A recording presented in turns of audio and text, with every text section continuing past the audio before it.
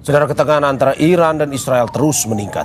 Saling serang antar kedua negara tak terhindarkan. Kerusakan infrastruktur hingga korban jiwa berjatuhan akibat perang kedua negara.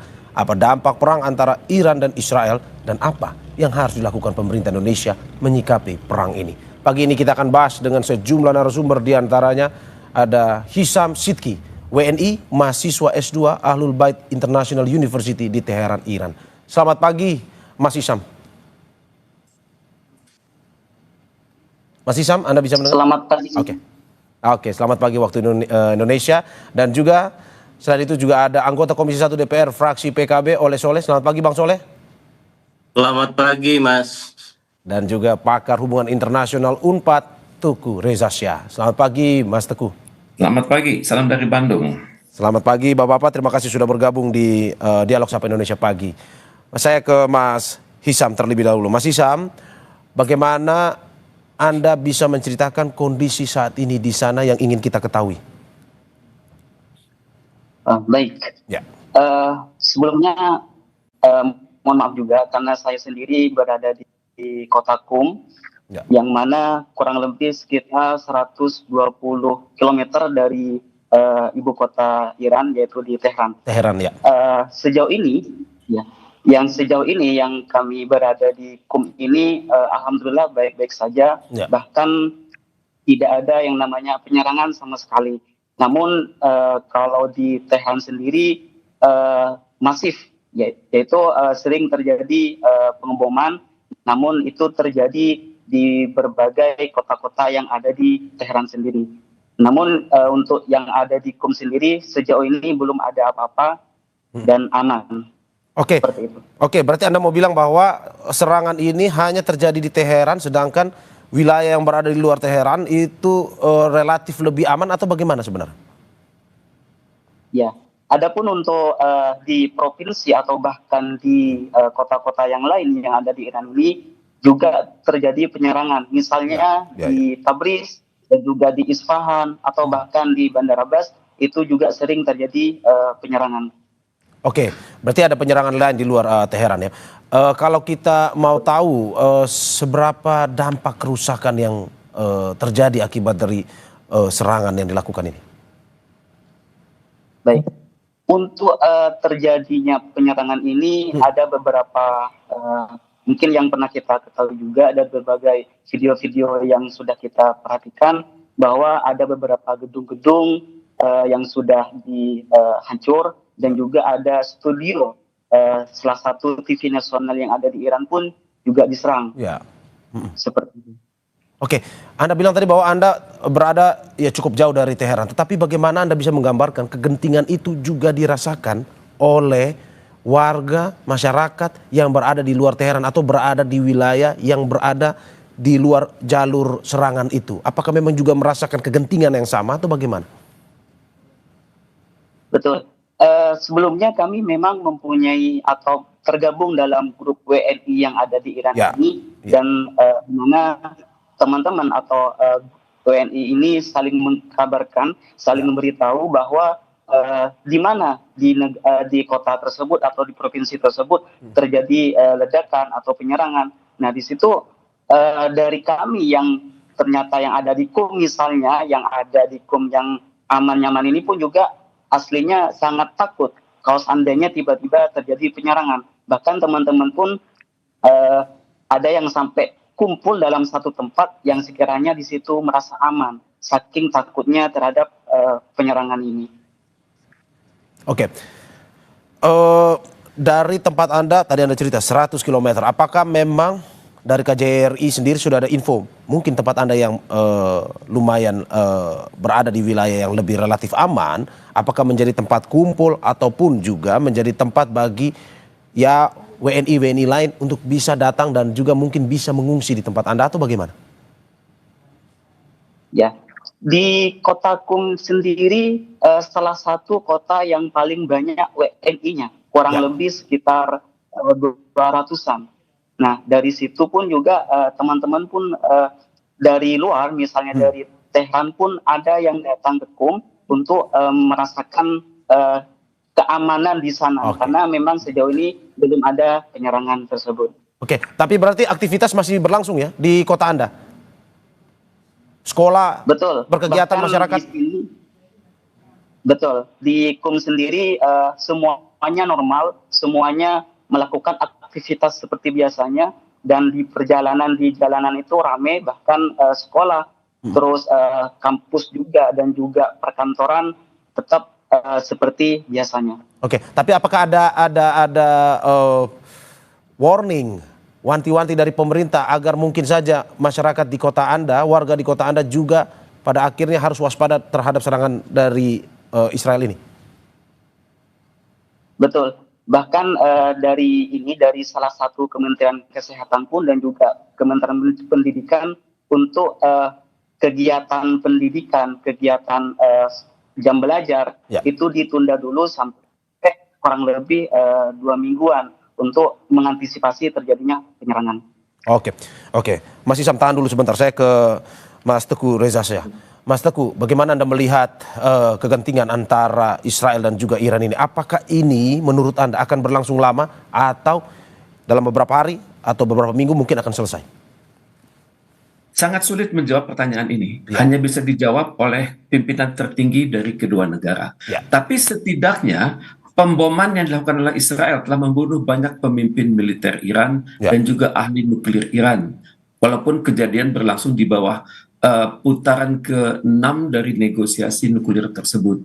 Kemudian tampaknya Iran sanggup melakukan kaderisasi kepemimpinan, banyak terjadi pemimpin-pemimpin baru yang sama loyalnya, sama kualitasnya dengan pemimpin yang sebelumnya. Kemudian dampak dari serangan Iran atas Israel juga sangat mematikan.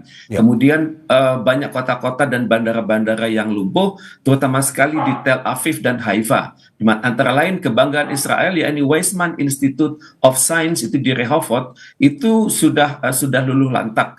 Ya, bagaimanapun juga perang ini sangat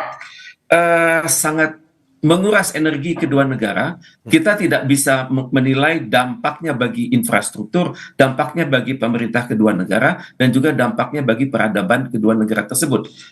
Namun bagaimanapun juga dunia menolak terjadinya kekerasan perang seperti ini karena yang terlihat ada superioritas militer masing-masing. Misalnya terlihat Iran itu berhasil menghancurkan pesawat F-35 stealth yang secara teori itu tidak terbaca oleh radar. Dan juga perang ini menunjukkan bahwa Iron Dome Israel, David Sling dan Arrow itu ternyata masih banyak kelemahan. Pada saat yang sama Israel terus menyerang Iran dan juga Iran sudah bersiap untuk itu. Jadi tanpa diplomasi, saya pikir keadaan akan semakin buruk, dan untuk itu kita sangat berharap dari kunjungan Presiden Republik Indonesia, Presiden Prabowo Subianto hari ini berada di Rusia, akan berada di Saint Petersburg. Saya sangat berharap akan terlahir kebijakan-kebijakan strategis. Saya sangat berharap adanya pembagian kerja Indonesia di Majelis Umum dan Rusia di Dewan Keamanan PBB. Anda mau bilang bahwa ini adalah pameran senjata yang dipamerkan oleh Israel dengan korbannya adalah nyawa manusia. Maksud Anda seperti itu? Betul, ini yang terjadi. Karena dalam perang seperti ini Israel sangat bangga bahwa industri perang dia nomor wahid, walaupun senjata-senjata tersebut adalah buatan Amerika Serikat, kemudian dipraktekkan oleh Israel dan dicicil oleh sebagian negara-negara di Timur Tengah yang lebih takut kepada Iran daripada takut kepada Israel. Kenapa saya tanyakan lama? Kenapa? Karena posisinya adalah Amerika Serikat sendiri dinilai dalam praktik yang dilakukan ini seperti mau membantu Israel dalam perang ini. Menurut Anda, apakah dengan masuknya misalkan Amerika Serikat dalam perang ini, apakah mungkin akan membuat tensi ataupun jangka waktu perang ini lebih lama? Sejak tahun 1948 itu Amerika Serikat itu selalu bersama Israel. Dan bahkan di dalam dialog-dialog di PBB, Majelis Umum maupun Dewan Keamanan, Amerika Serikat selalu berada di sana. Namun yang kali ini membuat Amerika Serikat gentar untuk masuk adalah statement dari Rusia yang mengatakan Amerika Serikat hendaknya menahan diri karena keterlibatan langsung Amerika Serikat akan membuat Rusia juga berkepentingan untuk ikut mendukung Iran. Jadi ini yang dikhawatirkan oleh Amerika Serikat dan juga dunia, karena jangan sampai perkembangan perang ini menjurus menjadi perang dunia ketiga, karena masing-masing pihak konon memiliki senjata nuklir, dan Israel sudah pernah mengancam Mesir bahwa kalau Mesir ikut campur karena wilayah mereka berdekatan, maka Israel tidak akan segan-segan melakukan pemboman atas fasilitas di Bendungan Aswan lewat sebuah bom namanya termonuklir. Jadi ancaman sudah mulai. Oke, Mas Teguh, singkat saja, ada potensi perang dunia ketiga kalau semua negara ikut campur dalam peperangan ini? Ya, kalau banyak pihak yang terlibat dari dalam dan dari luar kawasan, potensi perang dunia ketiga itu ada. Tapi untuk itu, mumpung belum terjadi, saya sangat berharap negosiasi diplomasi ini berjalan terus. Harapan besar kami pada Indonesia saat ini. Oke, Bang Soleh, saya mau minta pendapat Anda terkait dengan ini. Menurut Anda, dari hasil pengamatan Anda, analisis mungkin juga dengan diskusi di DPR, bagaimana Anda melihat perang ini mungkin berdampak? Ya, kalau kita tidak tahu seberapa lama perang ini, tapi berdampak pada Indonesia sendiri, dan juga apakah menurut Anda ini akan berlangsung lama atau tidak? Pertama, soal timeline perang ini lama atau tidak lama, tentu saya juga sependapat dengan Prof tadi, bahwasanya tensi perang yang hari ini sedang berlangsung antara Iran dan Israel ini cukup memanas, dan saling balas statement untuk menyerang juga tidak henti-hentinya, dan ini bukan mendinginkan, malah saling memanaskan. Nah, oleh sebab itu tentu ini dampaknya ini terhadap seluruh dunia rasa-rasanya, dan Indonesia ini juga sangat terdampak sekali. Terutama pertama soal harga minyak, mungkin harga minyak akan melonjak, kemudian guncangan pasar keuangan global juga akan mengguncang, inflasi terhadap cadangan juga akan sangat berpengaruh, dan rantai pasok kebutuhan-kebutuhan yang sifatnya global dan kita juga sifatnya yang dibutuhkan dari luar negeri juga, ini juga akan terkuras atau terhalang oleh situasi dan keadaan.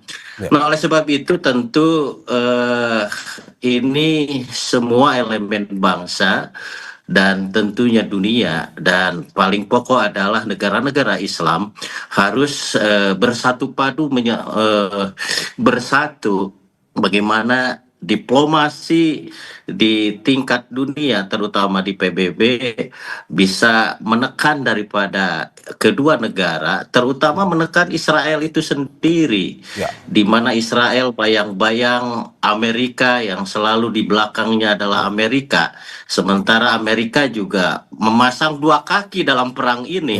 Nah, tentu ini juga harus ada tekanan kuat kepada Amerika, karena pada dasarnya yang bisa menekan Israel ini hanya Amerika. Kalau Israel bisa ditekan oleh Amerika, maka insya Allah ta'ala ini perang juga tidak akan terlalu lama, dan dampak sosial, ekonomi, dan yang lain-lain di dunia ini ya mudah-mudahan bisa secepatnya pulih kembali. Oke, berarti Bang Soleh, menurut Anda Presiden Prabowo harus bisa negosiasi sebenarnya ke Amerika sebenarnya ya, untuk bisa menghentikan perang ini? Ya, seperti itu. Karena memang Amerika dengan Israel ini kan tidak bisa dipisahkan. Kepentingan Amerika juga ada, kepentingan Israel. Israel juga sama memiliki kepentingan yang sama. Di mana dalam puluhan tahun akhir ini pendapat-pendapat Amerika ini selalu membela dan melindungi Israel. Nah, oleh sebab itu, menurut hemat kami bahwa yang bisa menghentikan tentang perang ini adalah Amerika, untuk menekan Israel supaya mau untuk bisa melakukan gencatan senjata. Oke, sebelum saya masuk ke dampak untuk negeri kita sendiri, untuk Indonesia terkait dengan perang ini, saya mau nanya ke Mas Hisam Sidki lagi. Mas Hisam, bagaimana protokol di sana terkait dengan konflik ini? Apakah sama seperti protokol bencana? Misalkan pemerintah menyiapkan sejumlah tempat pengungsian bagi warga Teheran misalkan, atau ini seperti apa situasi di sana?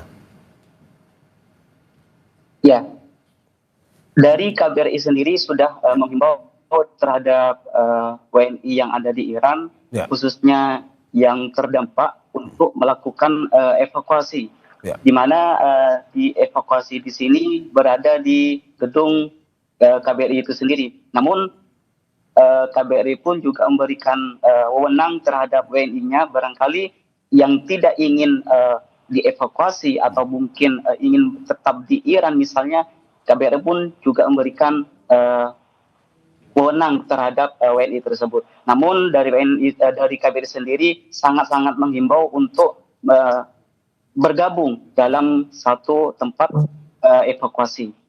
Oke, dari KBRI sendiri ada pembahasan atau mungkin juga di grup-grup chat WNI, apakah ada pembahasan terkait dengan bagaimana soal pasokan makanan, logistik untuk mereka yang mengungsi atau bagaimana?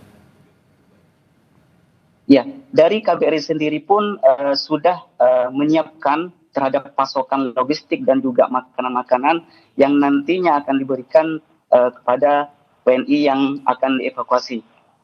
Oke, berarti sudah ada pembicaraan itu ya terkait dengan pemberian logistik dan segala macam itu ya? Ya. Oke, bagaimana WNI di sana informasinya untuk bisa mencoba mendapatkan informasi untuk bisa berlindung ke KBRI ataupun mungkin bisa mendapatkan tempat-tempat pengungsian jika mereka belum tahu misalkan. Bagaimana mendapatkan informasi itu untuk WNI di sana? Ya, dari KBRI sendiri sudah dari jauh-jauh hari itu sudah mendata. Misalnya pada waktu terjadinya perangan atau terjadinya penyerangan pas awal-awal tahun 2024 itu, dari situ pun juga KBRI sudah memberikan lapor diri namanya, link yang sekiranya untuk mendata WNI yang ada di Iran yang nantinya akan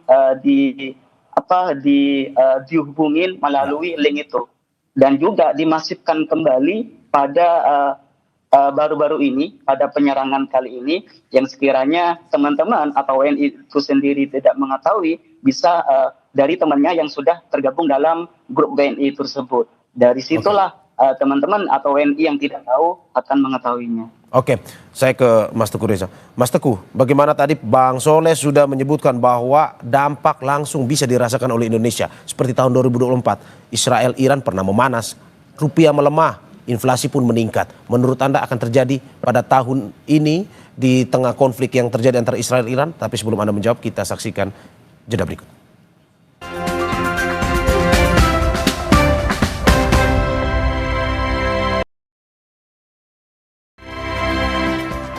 Terima kasih masih di Sapa Indonesia Pagi, saudara. Bersama saya Mario Saron dan sejumlah narasumber saya ada Hisam Sidki, WNI mahasiswa S2 Alul Bait International University di Teheran, Iran, dan juga anggota Komisi 1 DPR fraksi PKB Oleh Soleh, serta pakar hubungan internasional UNPAD Teguh Reza Syah. Saya kembali ke Mas Teguh.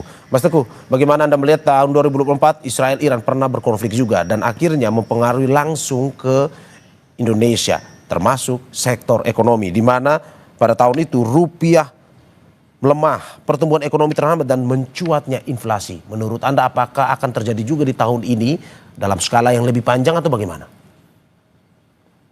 Saya sangat berharap ya, dalam keadaan seperti ini kita benar-benar membuktikan kemampuan kita meningkatkan kualitas ketahanan nasional, terutama sekali ketahanan energi dan ketahanan pangan, sehingga ketegangan yang terjadi di Timur Tengah ini tidak berdampak signifikan pada Indonesia. Tentunya kita juga harus berpikir ya, dalam kondisi di mana ekonomi melemah, di mana masyarakat semakin banyak yang terpinggirkan, maka yang berlaku adalah hungry men are angry men. Jadi masyarakat akan cenderung cepat marah, dan untuk itu pemerintah hendaknya secara sangat berhati-hati dalam memonitor pergerakan hoax, pergerakan informasi yang seringkali mereka mencoba mempengaruhi masyarakat Indonesia untuk berpihak pada salah satu aktor dan kemudian menistakan aktor yang lain dan terlibat dalam berbagai aksi kekerasan. Dan untuk itu pemerintah hendaknya sangat berhati-hati, misalnya menyalurkan bantuan secara tepat guna, UMKM penting, kemudian BLT itu penting, kemudian juga informasi publik itu sangat penting. Sehingga dengan demikian kita dan masyarakat umumnya berada pada satu frekuensi, yakni mengupayakan perdamaian dunia sebagaimana diamanahkan oleh Konstitusi Indonesia. Perihal ekonomi yang memburuk ini adalah suatu keadaan yang terjadi di seluruh dunia, tapi dalam pandangan saya, kementerian teknis Indonesia sudah memiliki berbagai skenario seperti bagaimana kalau US dollar semakin kuat dan rupiah semakin melemah, kemudian harga-harga minyak dan energi dunia terus menaik. Saya sangat berharap pemerintah berhati-hati dalam menjaga fiskal, dan kemudian sangat berharap pemerintah itu benar-benar memelihara kestabilan di dalam negeri, karena kestabilan yang tinggi itu akan menentukan kemampuan kita melakukan rencana-rencana perdamaian di dunia. Seperti kita lihat bersama, pemerintah Iran sangat mengharapkan peran serta Indonesia, karena dalam kondisi sulit seperti ini, tidak banyak negara yang memiliki kredibilitas tinggi selain Indonesia untuk melakukan terobosan-terobosan. Kita memiliki mitra yang sangat banyak di kerjasama Selatan-Selatan, di gerakan non-blok, di organisasi konferensi Islam, dan kita mendapat banyak simpati dari negara-negara Liga Arab. Jadi tampaknya sekaranglah saat yang tepat bagi Indonesia untuk benar-benar berkoordinasi dengan Perserikatan Bangsa-Bangsa untuk mengupayakan agar tercipta resolusi yang sangat menyejukkan hati ini. Saya ke Bang Soleh. Bang Soleh, pemerintah kemarin melihat bahwa akibat dari perang ini ada sektor manufaktur yang bisa terdampak. Harga minyak ditakutkan melambung tinggi. Menurut Anda, apa yang bisa dilakukan Indonesia, terutama dari sektor-sektor yang penyangga ekonomi negeri ini? Tentu Indonesia harus melakukan inovasi. Bagaimana Indonesia melalui pemerintah, Pak Presiden beserta para menteri sebagai pembantunya untuk melakukan kompromi ataupun melakukan dialog-dialog dengan negara-negara yang lain. Bagaimana ketergantungan minyak dari Timur Tengah bisa ditambal dari negara-negara lain. Begitu juga manufaktur, misalkan yang dari negara-negara Eropa, negara-negara Timur Tengah juga bisa ditambal dari negara-negara yang lain. Dan tentu ini harus secepat mungkin, dan tentu perang Timur Tengah ini menjadi alarm untuk bagaimana Indonesia bersiap diri dalam berbagai hal, baik itu dalam pertahanan, dalam penguatan energi, penguatan pangan, dan yang lain-lain. Dan tentu Pak Presiden memiliki sebuah strategi di mana tadi bahwa Indonesia dengan konsep non-bloknya ini, Indonesia akan masuk ke seluruh negara-negara di berbagai belahan dunia. Karena pada dasarnya Indonesia tidak memiliki musuh dalam hal ini. Tadi juga Prof sampaikan bahwa Indonesia sangat dekat, Indonesia juga sangat diterima oleh seluruh dunia, sehingga tidak cukup sulit ketika untuk mendapatkan sesuatu hal yang diperlukan oleh Indonesia, maka akan mudah sekali didapat. Yang paling penting adalah bagaimana Indonesia tetap bisa bertahan dalam keadaan situasi yang tidak menentu seperti ini. Ya, Bang Soleh, termasuk menurut Anda Indonesia pun juga harus mengembangkan atau memanfaatkan sumber daya dalam negeri sendiri untuk pada akhirnya tidak bergantung dari negara lain, sehingga ketika terjadi konflik atau situasi seperti ini, ya Indonesia tidak terlalu berdampak. Maksudnya seperti itu ya?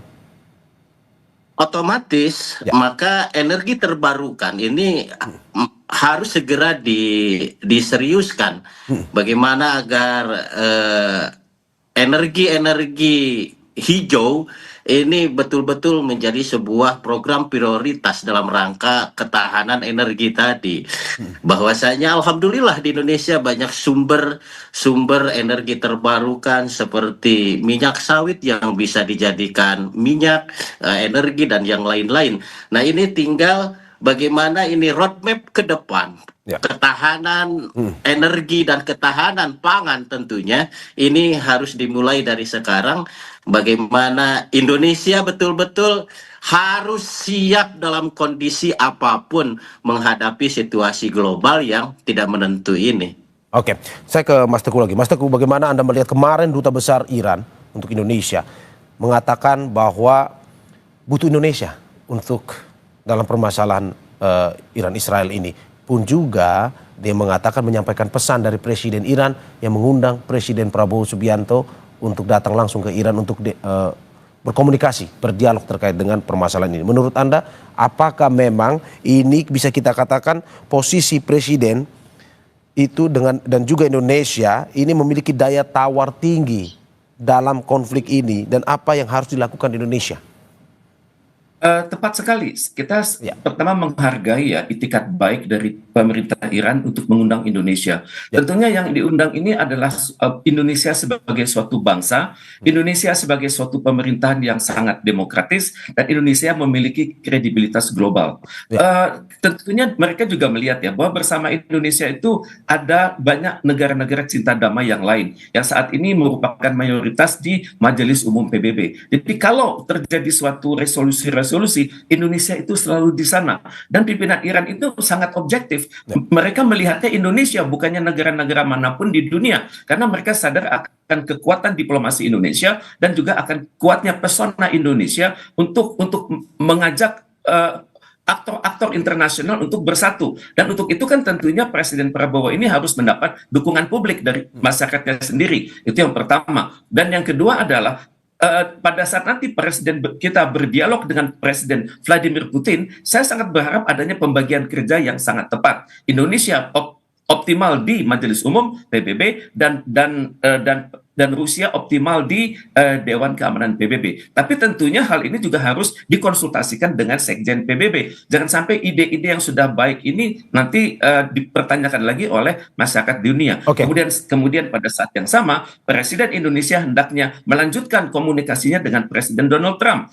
Beberapa bulan silam kontak mereka adalah 2 menit 50 detik. Dan kami sangat berharap kontak selanjutnya akan lebih lama dan menyangkut substansi. Misalnya bagaimana caranya menekan Israel, pertama, dan kedua bagaimana caranya mengajak negara-negara Arab itu untuk lebih suportif. Selama ini banyak negara-negara di Timur Tengah yang bermain di dua kaki. Mereka lebih takut kepada Israel daripada Iran.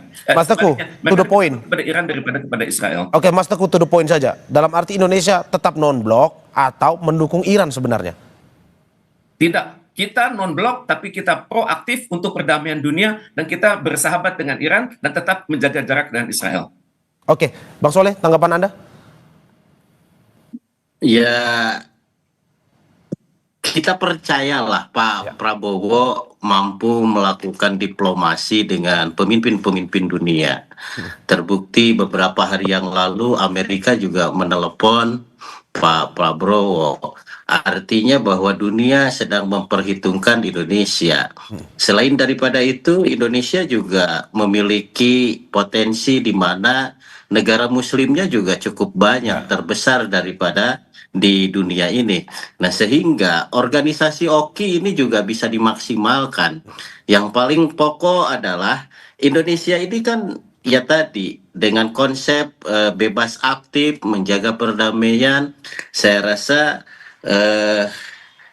menjaga perdamaian tanpa bermusuhan, tanpa memblok Irak maupun memblok juga Israel, tentu ini juga bagian daripada strategi yang akan dibawa oleh Pak Prabowo. Yang paling pokok adalah bagaimana perdamaian dunia ini bisa tercipta, perang bisa selesai, sehingga dunia bisa damai kembali. Berarti menurut Anda, seperti yang dikatakan oleh Mas Teguh tadi, Indonesia tetap non-blok, tetapi negosiasi terus dilakukan antara Israel dan Iran, atau bagaimana? Kalau Bang Soleh, apakah Indonesia harus dukung Iran aja ini?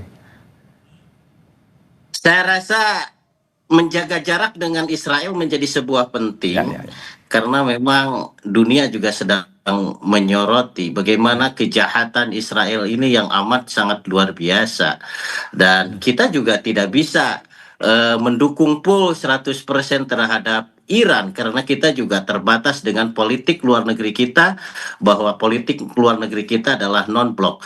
Yang harus kita dukung tadi, bahwa bagaimana supporting kepada Pak Presiden yang hari ini sedang lawatan ke Rusia, kita harus dukung 100%. Bagaimana mereka mampu menghasilkan solusi-solusi terbaik demi perdamaian di Timur Tengah itu sendiri. Oke, saya kembali ke Mas Teguh. Mas Teguh, bagaimana Anda melihat, saya mau minta tanggapan Anda terkait dengan ini pemerintah Iran terbaru akhirnya mengumumkan rencana keluar dari perjanjian penyebaran dan pelucutan senjata nuklir atau NPT. Akan seperti apa ini ke depan? Apakah memang saling jual beli serangan dengan pada akhirnya ini menggunakan tenaga senjata nuklir ke depan ini, ataukah memang mungkin ini hanya ancaman-ancaman pada akhirnya untuk bisa ya sudah ini selesailah daripada kegentingan ataupun destruktifnya makin meluas? Terima kasih. Banyak pendapat soal ini di dunia ya. Pendapat satu mengatakan Iran melunak dengan Amerika Serikat untuk sama-sama setuju bahwa nuklir Iran ke depannya adalah untuk tujuan damai. Dalam hal ini untuk tujuan kesehatan, tujuan transportasi, dan tujuan pertanian dan juga tujuan energi. Tapi pada saat yang sama, kedekatan Amerika Serikat dengan Iran ini untuk soal nuklir dianggap oleh Israel itu mencederai persaudaraan yang ada antara Israel dengan Amerika Serikat dan juga Amerika Serikat dengan negara-negara Uni Eropa. Karena itu Israel langsung melakukan istilahnya itu preemptive strike atau serangan pendadakan. Maksudnya untuk mencegah Iran berkembang lebih lanjut. Dan Israel memang terbiasa main serang seperti ini. Misalnya mereka pernah menyerang instalasi di Irak tahun 82 lalu, instalasi Osirak yang sebenarnya merupakan instalasi nuklir untuk tujuan damai. Dan sekarang kalau kita berbicara soal perundingan nuklir yang ada, Iran sudah tidak percaya pada kekuatan manapun karena bagi mereka Israel dan Amerika Serikat itu adalah sama. Kalau bernegosiasi mereka itu bohong, kalau terikat dalam perjanjian mereka akan ingkar atau khianat, dan kalau terlibat dalam kerjasama mereka akan menggunting dalam lipatan. Dan untuk itu saya pikir Iran hanya bisa mengandalkan Indonesia untuk menjadi pembawa suara Iran ke dunia, bahwa Iran adalah negara yang damai, Iran menghendaki perdamaian, dan Iran mengharapkan gencatan senjata itu segera. Dan untuk itu dunia hendaknya menghargai sebuah Iran yang mandiri dan membawa marwah dari ideologi Islam Syiah tersebut. Dan untuk itu saya sangat berharap Presiden Prabowo sangat berhati-hati dalam hal ini. Kita dekat dengan Iran, tapi kita juga dekat dengan perdamaian. Dan untuk itu kita tetap mengusahakan menjaga jarak dengan Israel. Dan untuk itu kita teringat pada harapan Bung Karno pada tahun 60 silam di PBB dengan pidato beliau yang berjudul To Build the World Anew, bahwa suatu perdamaian dunia itu hanya bisa berjalan baik kalau dunia ini lebih adil, kalau Dewan Keamanan PBB itu direstrukturisasi dengan membawa negara-negara baru berdasarkan peradaban dunia, berdasarkan luas wilayah, berdasarkan jumlah penduduk, dan Indonesia hendaknya berada di situ. Saya kembali ke Mas Hisam Sidki. Tadi sepertinya ada permasalahan komunikasi sehingga terputus. Mas Hisam, dari kedubes di sana apakah ada rencana dipulangkan untuk WNI ataupun mahasiswa ataupun WNI yang ingin balik ke Indonesia atau bagaimana? Ya, KBRI sudah menyediakan tempat, menyediakan evakuasi, dan nantinya dari Indonesia pun akan menjemputnya, sudah disiapkan. Namun itu tadi kendalanya dari teman-teman atau dari WNI yang jalurnya sangat jauh ya, misalnya dari Isfahan atau Mashhad atau bahkan dari Bandar Abbas, itu pun juga harus menunggu lama seperti itu. Namun dari KBRI pun juga tetap menunggu dari WNI ini yang sekiranya nanti ingin dievakuasi dan dipulangkan ke Indonesia. Dan ya kita harapkan ya warga negara Indonesia yang berada di sana selalu baik-baik saja ya Mas ya. Dari informasi yang mungkin Anda dapatkan baik itu dari KBRI maupun juga dari komunikasi yang dibangun, jaringan komunikasi yang terjadi antara WNI di sana. Saya ke Bang Soleh. Bang Soleh, dalam arti bahwa tadi kita sudah banyak berbicara terkait dengan posisi Indonesia yang berada di tengah antara Israel dan Iran. Dalam arti bahwa undangan Presiden Iran untuk Presiden Prabowo Subianto ini harus disikapi seperti apa dan negosiasi seperti apa yang perlu dibawa oleh Presiden Prabowo Subianto untuk Presiden Iran? Tentu kita menghormati dan mengapresiasi terhadap pemerintah Iran yang memposisikan Indonesia sebagai garda terdepan bagi negara Iran untuk menuju perdamaian. Dan tentunya Pak Presiden harus menerima mandat ini ya, menerima mandat ini dari Iran untuk dibawa kepada PBB dan juga negosiasi dengan Israel, juga tentunya ini juga harus pelibatan daripada Amerika itu sendiri.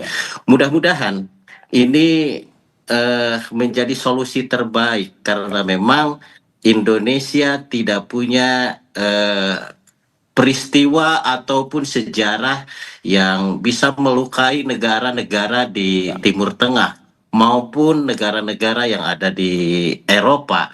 Nah, oleh sebab itu intervensi Indonesia dengan konsep non-blok ini, rasa-rasanya tadi saya sependapat dengan Prof akan lebih diterima oleh seluruh pimpinan dunia, dan nyaris di PBB kita juga di majelis PBB sudah banyak perundingan-perundingan yang dihasilkan untuk perdamaian dunia itu sendiri. Oleh sebab itu, ya rakyat Indonesia berharap pada Pak Presiden bahwa kepercayaan Iran ini harus diambil dan dijadikan sebagai momentum bahwa Indonesia mampu untuk menegosiasikan, menghentikan perang yang ada di Timur Tengah.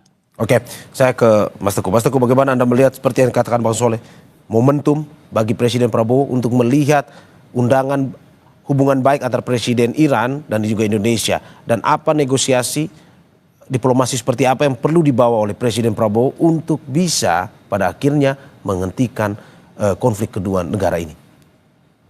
Saya pikir kedatangan Presiden Prabowo ke Iran itu akan sangat berarti ya bagi perdamaian dunia, di mana beliau bukan hanya datang dengan ide, tapi datang dengan kredibilitas dan datang dengan bukti sejarah. Kesetiaan kita pada perdamaian dunia itu sudah teruji lewat konferensi Asia Afrika tahun 1955, dan sejak itu kita selalu menjadi negara yang penengah, negara yang benar-benar menyejukkan, negara yang taat pada hukum internasional, negara yang setia pada etika internasional, dan tidak pernah mengkritik, tidak pernah memperburuk status suatu negara dalam berbagai forum internasional. Diplomasi Indonesia sudah teruji di Majelis Umum PBB dan juga sudah teruji saat kita menjadi anggota tidak tetap Dewan Keamanan PBB. Jadi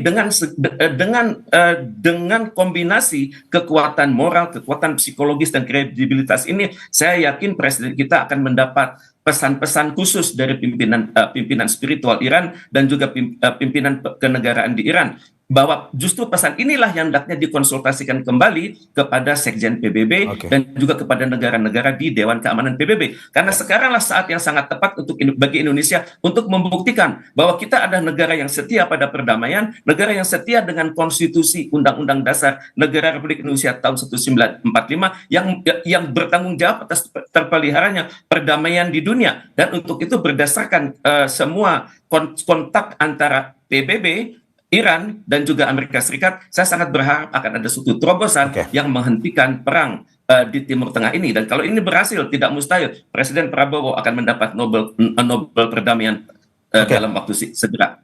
Oke, saya tutup dari Mas Hisam Sidki. Mas Hisam, bagaimana Anda melihat harapan publik, harapan WNI di sana terhadap Presiden Prabowo Subianto jika pada akhirnya dipercaya untuk bisa menjadi negosiator, untuk bisa menghentikan, mendamaikan kedua negara ini ataupun menghentikan perang ini? Baik, kami dari mahasiswa khususnya dan juga teman-teman dari WNI sangat berharap Pak Prabowo ini bisa mendamaikan atau memberikan sumbangsi yang baiklah terhadap Iran, yang sekiranya nanti kami dari pelajar ini bisa melanjutkan studi kami, dan juga kepada WNI yang sudah lama di Iran bisa melaksanakan aktivitasnya kembali. Karena memang dari saya pribadi pun juga sangat menginginkan studi kami itu terus berlanjut, terus sampai selesai. Oleh karena itu kami dari pelajar dan juga dari WNI yang lain berharap kepada Presiden kita Pak Prabowo ini yang sekiranya nanti memberikan memberikan kedamaian, memberikan sumbangsi baik terhadap Iran dan bisa menghentikan yang namanya perang ini. Oke, terima kasih Bapak-Bapak atas apa yang disampaikan pada hari ini. Semoga bisa memberikan pencerahan baru kepada terutama pemerintah kita bagaimana bisa menyikapi konflik antara Iran dan Israel dan juga berdampak ya pada akhirnya lebih baik lagi.